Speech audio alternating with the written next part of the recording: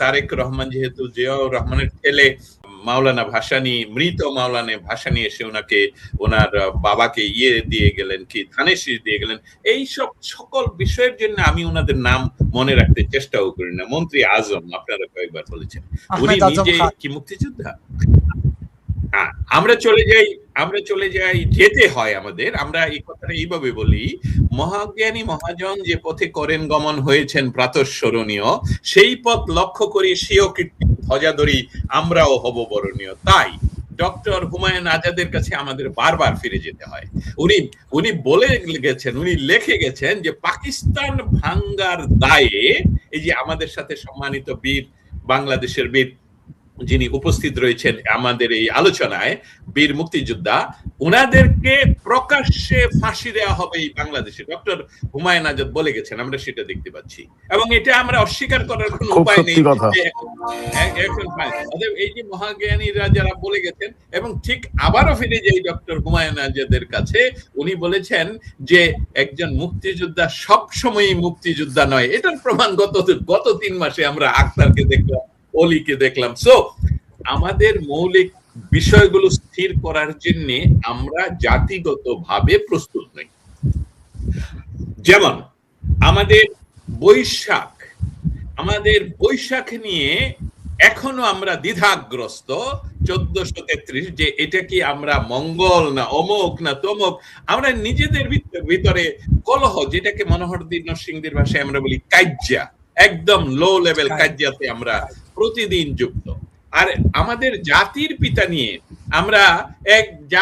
আমরা দ্বিধাগ্রস্ত। আমরা এই জাতি হিসাবে বঙ্গবন্ধুর মতন, জর্জ ওয়াশিংটনের সৌভাগ্য যে উনি বাংলাদেশে জন্মগ্রহণ করেননি, তাহলে জর্জ ওয়াশিংটনকে নিয়ে একই ধরনের টানা হেঁচড়া হতো। এইটা আমাদের জাতিকে এখনো জাতি স্থির করতে পারেনি, আমাদের জাতির পিতাকে। আমরা যে যুদ্ধ করলাম, এই যে বীর মুক্তিযুদ্ধ, আমার সামনে এখন অধ্যাপক ওমর সেলিম শের বসা, ওনারা বারবার জীবিত অবস্থায় সাক্ষী দিয়ে যাচ্ছেন যে আমরা যুদ্ধ করেছি জয় বাংলা স্লোগানে। সেইটা নিয়ে আমাদেরকে বলা যাবে না জয় বাংলা স্লোগান দিলে শিশু সহ সবাইকে ধরে নিয়ে যাওয়া হচ্ছে। জাতি একটি হ্যালোসিনেশন বা দ্বিধাগ্রস্ত একটি জাতি। মুক্তিযোদ্ধা কারা? হায় ভগবান, আমাকে শাস্তি দাও। আমি তখন শিশু ছিলাম, আমি সেই মুক্তিযুদ্ধে অংশগ্রহণ করতে পারিনি। বর্তমান মুক্তিযুদ্ধে আমি মনে করি সম্মুখ সমরে আমি একজন বর্তমান বাংলাদেশকে পুনরুদ্ধারের যে যুদ্ধ চলছে, কিন্তু হায় খোদা, আমাকে মুক্তি দাও। আমি মুক্তিযোদ্ধা কিনা এই জাতি আমাকে এটা বলতে পারছে না। এর চেয়ে অসম্মান এই আমার মুক্তিযুদ্ধ হিসেবে আমার অধ্যাপক ওমর সেলিমের প্রতি শ্রদ্ধা রেখে আমি বলছি যে এটা ওনার জন্য অসম্মান নয়। অসম্মান হলে বাঙালি জাতির, যে এখনো বলতে পারে না যে তার বীর শ্রেষ্ঠ কারা, তার বীর কারা, তাদেরকে নিয়ে তারা সম্মানের সাথে সামনে যাবে। হায় খোদা, আমাকে মাফ করো। শিশু মুক্তিযোদ্ধার কথা আসে বারবার। আরে ভাই, শিশু তো মুক্তিযুদ্ধ কি করে হবে? সে তো তখন মুক্তিযুদ্ধ কি, সে একটি বিষয় জানে, কাঁদতে পারে শিশু, কারণ তার খাবারের বেসিক ইনস্টিংক্টটা। অতএব সে তো বেসিক ইনস্টিংক্ট তার স্বাধীনতা নয়, অতএব সে শিশু মুক্তিযোদ্ধা হবে কেন? আমি তারেক রহমানের কাছে আমার দাবি রেখে গেলাম, শিশু মুক্তিযোদ্ধা যদি আপনাকে ডিক্লেয়ার করা হয়, আমি দস্তগীর, আমাকে বাড়িতে রেখে ওনারা চলে গিয়েছিলেন, অতএব আমি একজন শিশু মুক্তিযোদ্ধা। কিন্তু এটা আমি বলছি আইরনিক্যালি, আই হেট ইট।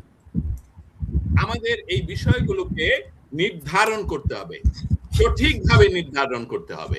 এবং আমি এখন এই কথা বলে রাখবো যে এটা হলো যে রাজনৈতিক শক্তি, সেটা আওয়ামী লীগ হতে পারে, সেটা ৭১-এর পক্ষের যে কোনো রাজনৈতিক শক্তি যখন আসবে, দয়া করে পলিসি মেকিং এ আমাদেরকে একটু ডাকবেন। এই দেশকে মুক্ত করলেই শেষ হবে না, এই দেশকে পরিষ্কার করতে হবে, এই দেশকে স্থির করতে হবে। জয় বাংলা স্লোগানের বিরোধিতা করা রাষ্ট্রদ্রোহিতা হিসাবে তাদেরকে ক্লিন করতে হবে। এটা যদি না করেন, শুধু ক্ষমতায় বসে আমরা যদি আবারও, আমি অবশ্যই স্যালুট জানাচ্ছি শেখ হাসিনাকে এই বিরাট উন্নয়নের জন্য, কিন্তু আমাদের জঞ্জাল পরিষ্কার করতে হবে। যে কথাগুলো আর রিপিট করব না, 1 2 3 4 4টা বিষয় বললাম, এই বিষয়গুলো এখনো স্থির নয়, এমনকি আমাদের বৈশাখের বিষয়টা স্থির নয়। যারা শুনছেন আপনাদেরকে নববর্ষের শুভেচ্ছা জানাচ্ছি। ধন্যবাদ। সেইটা ইতিমধ্যে ঘটে গেছে যে আমিকে তুমিকে রাজাকার বা রাজাকার দ্বারা বাংলাদেশ এই ইতিমধ্যে অধিকৃত। আমাদের যুদ্ধটা হলো পুনরুদ্ধার করা। বর্তমান যে ঘটনাগুলো ঘটতে যাচ্ছে সেটা বলি। কিছুদিন পরে বাংলাদেশের এই নতুন প্রজন্ম যারা এখন প্রাইমারি স্কুলগুলোতে আছে বা শিশু স্কুলগুলোতে আছে, তাদেরকে এই ধরনের শিক্ষামন্ত্রী যারা এখন নামে শিক্ষামন্ত্রী কিন্তু এই কুলাঙ্গারেরা যেসবগুলো শিখাচ্ছে, তারা একদিন এই নতুন প্রজন্ম জানবে যে ৬ দফা আসলে দিয়েছিল জিয়াউর রহমান এবং সশস্ত্র বাংলাদেশ যে ৬৯-এর গণ আন্দোলন, গণ অভ্যুত্থান, সেটার নেতৃত্ব দিয়েছিল বিএনপি। এবং তারা আরেকটা নেগেটিভ দিবে ৭০-এর নির্বাচনে আসলে জয়লাভ করেছে বিএনপি। কারণ এদেরকে এই যে একটা জেনজি, তাদেরকে তো বোঝানো হলো যে there is no Sheikh Mujib, there is no Joy Bangla, there is Sheikh, এরা ভারতের দালাল, ভারত আমাদের দেশ নিয়ে গেছে। তাহলে এই জেনজিরা যারা গত ২৫ বছর আগে তাদের জন্ম, তারা যদি এই কথা বিশ্বাস করে থাকে বা আমরা দেখতে পাচ্ছি, তাহলে এই কি জানি মিলন বোধহয় তার নাম, যে একজন মন্ত্রী, কয়লা মন্ত্রী হওয়ার কথা আসলে হয়ে গেছেন শিক্ষামন্ত্রী, সেই মন্ত্রী গিয়ে শিখাচ্ছেন যে তুমি কার সাথে রাজনীতি করবে, একটা নাম বলে দিচ্ছে। তাহলে এটা তো হয়ে গেছে বিপুল ভাই। আমরা ধ্বংসের মুখোমুখি নই, আমরা ধ্বংসপ্রাপ্ত। আমরা উদিচিতে গান করতাম না যে ফুল খেলবার দিন নয় অদ্য, হ্যাঁ, ধ্বংসের মুখোমুখি আমরা ধ্বংসপ্রাপ্ত। তবে ফিজিক্সের ভাষায় বলতে চাই, ধ্বংস না করলে নতুন সৃষ্টি হয় না। অতএব আমরা রিসাইকেল প্রসিডিউরে আছি। আমরা শপথ গ্রহণ করছি যে এই বাংলাদেশকে আমরা ৭১-এর চেতনায় ফিরিয়ে আনবো। আমরা এই বাংলাদেশকে একেবারেই রাজাকার মুক্ত, নির্মূল করা উচিত। এবং সেই নির্মূল, এটা কোনো নৃশংস ঘটনা নয়, এটা রাজনৈতিক বাস্তবতা। তারপরে যে বিষয়টা হলো প্রতিষ্ঠিত, যে ১৯৭১ সনের যে স্বাধীনতা সংগ্রাম সশস্ত্র, সেটা মেটিকুলাসলি ডিজাইন ওয়ান নাইটে হয়নি, it is a long procedure. এবং এটা ছিল ম্যানিফেস্টো, ৬ দফা ম্যানিফেস্টো দিয়ে এই রেভলিউশনটা করা হয়েছে। এবং এটা ৭০-এর নির্বাচনে তাদেরকে মানে এটাকে বলে গণ সাপোর্ট নিয়ে এই সশস্ত্র সংগ্রামে নামানো হয়। অতএব সেখানে আর কোনো প্রশ্নের প্রয়োজন নেই, ৭১ নিয়ে কোনো সংশয়ের প্রয়োজন নেই। ৭১-এর চেতনার মৌলিক কথাটা আমরা ফিরিয়ে আনবো, যে ইতিমধ্যে যে আমিকে তুমিকে রাজাকার যে প্রতিষ্ঠিত করলো এবং সমস্ত মুক্তিযোদ্ধাদেরকে বাইরে রেখে, জেলে রেখে, হত্যা করে, প্রতিদিন আজকেও একজন মুক্তিযোদ্ধা জেলে মারা গেছেন, ওনার আত্মার মাগফিরাত কামনা করি। এদের কাছ থেকে আমাদের মৌলিক কাজ হলো যে যেহেতু ইতিমধ্যে এটা প্রতিষ্ঠিত, একেবারেই প্রতিষ্ঠিত, যে ৭১ মানেই বাংলাদেশ, ৭১ মানেই বঙ্গবন্ধু, এবং তার বিরোধিতা করার অর্থই হলো রাষ্ট্রদ্রোহিতা, সেইটার প্রতিষ্ঠিত করার সংগ্রাম আমরা যে কাজটা করতে পারছি সেটা বলে রাখি। আমরা যেরকম পশ্চিমা বিরাট শক্তি যারা জামাতকে ক্ষমতায় বসানোর চেষ্টা করেছিল, সেটা যেরকম আমরা প্রতিহত করতে পেরেছি, আমাদের দৃঢ় বিশ্বাস বাংলাদেশের ভেতরে বসে যেহেতু আত্মরক্ষা করতে পারছে না আমাদের সংগ্রামী মানুষেরা যারা নেতৃত্ব দেবে, তারা বহির্বিশ্বে এমন শক্তি আমরা সঞ্চয় করছি যে তো আমরা এমন ভাবে বাংলাদেশকে পুনরুদ্ধার করব যে বাংলাদেশে আমিকে তুমিকে রাজাকার বলার দুঃসাহস আগামী ১০০ বছর কেন ১০০০ বছরও আমেরিকার মতন আর কেউ বলতে পারবে না। আমি শেষ করবো এই কথা বলে, আমাদের বন্ধুহীন হলে চলবে না। পৃথিবীটা চলে এই গ্লোবালাইজেশনের যুগে, আমাদের বঙ্গবন্ধুর কথা মনে রাখতে হবে। বঙ্গবন্ধু যে এরকম বলেছিলেন যে আমাদের কারোর শত্রুতা আমরা করব না, আমরা সকলের সাথে বন্ধুত্ব করব। আমাদের এই বিষয়টা মনে রাখতে হবে যে দেখুন, আমেরিকার সাথে আমাদের যে রাজনৈতিক শক্তির যে দ্বন্দ্ব চলছিল 17 বছর ধরে, এটা কোনো ডিপ্লোমেট সেই রাজনৈতিক শক্তির এরা এটা সীমিত করার চেষ্টা করেনি। কিন্তু ভবিষ্যতে এই এই ব্রিজটা ইতিমধ্যে তো মানে one step and then another আমরা এগিয়ে যাচ্ছি।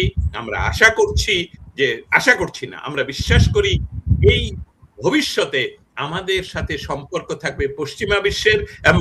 আমরা উন্নয়ন করব ৭১-এর চেতনায়, যেখানে আমি কে তুমি কে রাজাকার বলার আর কেউ থাকবে না। ধন্যবাদ। জয় বাংলা, জয় বঙ্গবন্ধু, শুভ একেবারে।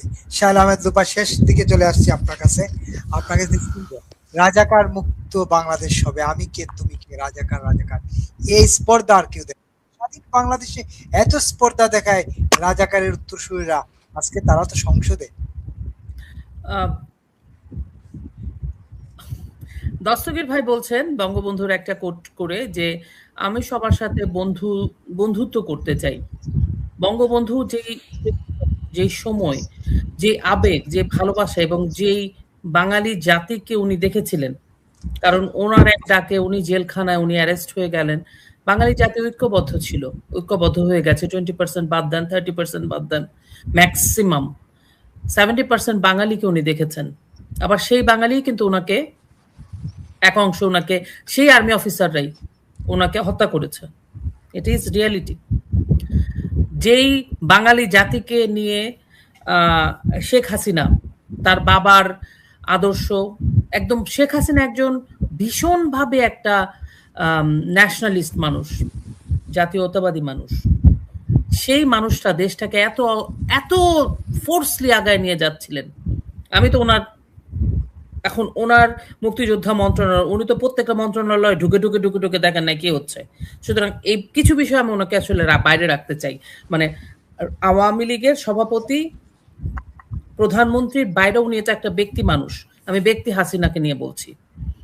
উনি হচ্ছে এমন একজন মানুষ, উনি ভীষণভাবে একটা দেশপ্রেমিক এবং ওনার কাছে কান্ট্রি ফার্স্ট, ওনার আগে বঙ্গবন্ধুর মতো।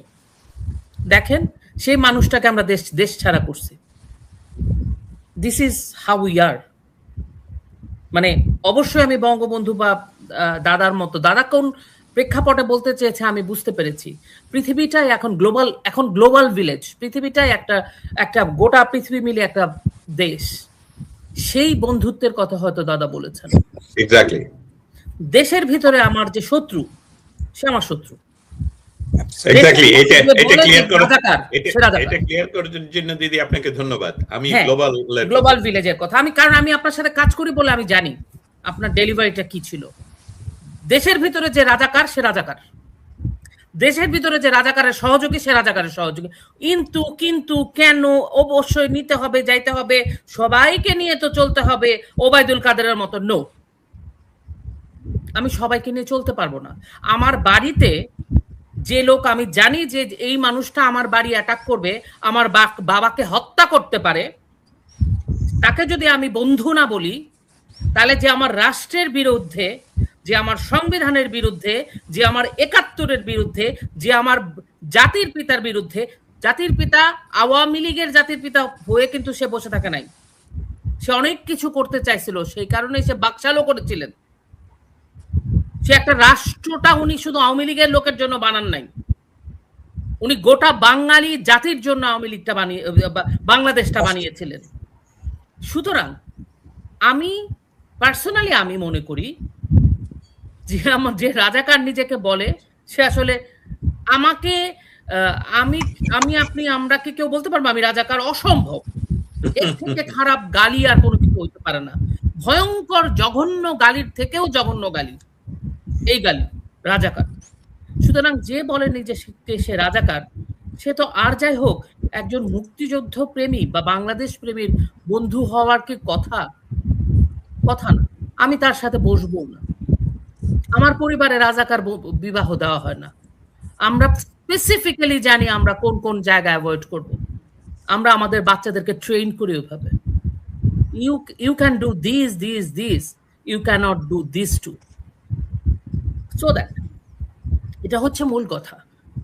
এখন আমরা মনে করি যে অনেক কঠিন, আসলে না। এই জেনজি জানতে চায় আমরা কি একটু জানিয়েছি মুক্তি বার্তাটা কি? আমরা কি আমাদের জেনজিকে জানিয়েছি ভারতীয় যে তালিকা এটা কারা, এটা কিভাবে করা হয়েছে, অরিজিনালি মুক্তিযোদ্ধার সংখ্যা কত ছিল? আমরা শিখিয়েছি মুক্তিযোদ্ধা যদি নামে ঢুকানো যায়, আওয়ামী লীগের সময় মুক্তিযুদ্ধ যদি নামের তালিকাতে যদি আমার বাবাকে মুক্তিযোদ্ধা বানানো যায়, আমি 10,000 টাকা পাবো।